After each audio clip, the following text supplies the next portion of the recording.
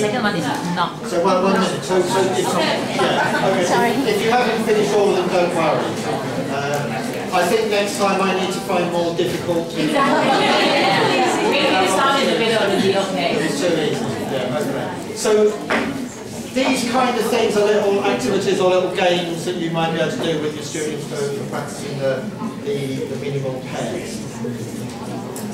Right, I think what we'll do for the next part is we're going to look at a video of some sections of the test. Right, so we're going to see an example of part 1. So can we get the first one ready? So I'm going to play you an IELTS part 1.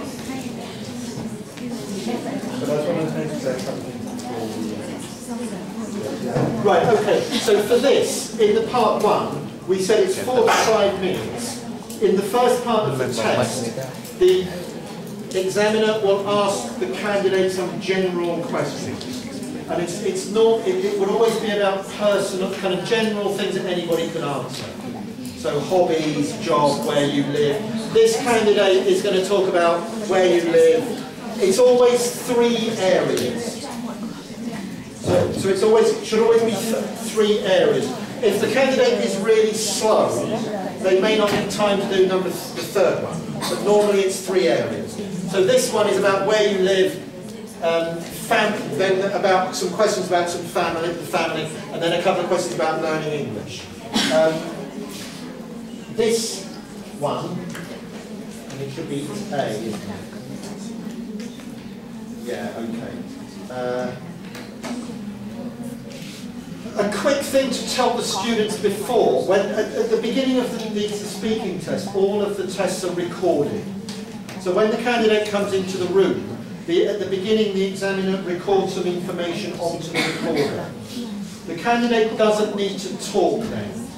The examiner will say this is the speaking test for IELTS on the 5th of February 2012 at the British Council, blah blah blah, the candidate's name is blah blah. The candidate just needs to just wait. They don't need to say yeah, right, yeah. You just let them wait. The examiner records that bit at the beginning. Then the examiner will say, good morning, my name is Martin Nixon, can you tell me your full name please? And that's when the exam starts. And the timing and the exam will start from there. And then the candidate just needs to talk, and they will talk through for 4 to 5 minutes, and then the examiner will stop and go to part 2. This candidate is somebody who got a 5.5 in the end. Right? To know everything about the candidate, why they got the 5.5, we would need to see the whole test. It's not always easy to get it just from one section. But this will give you an idea of what a 5, so this will give you an idea of what happens in the test, and it will give you an idea of what a 5.5 candidate is like. So that means that she's a mix of the 5 and 6. So some of the things are 5, some of the things are 6. What you could do while you're watching is decide maybe which, from fluency and coherence, grammar, vocab and pronunciation, which one do you think might be 6 and which one do you think might be 5? Okay, we'll play that.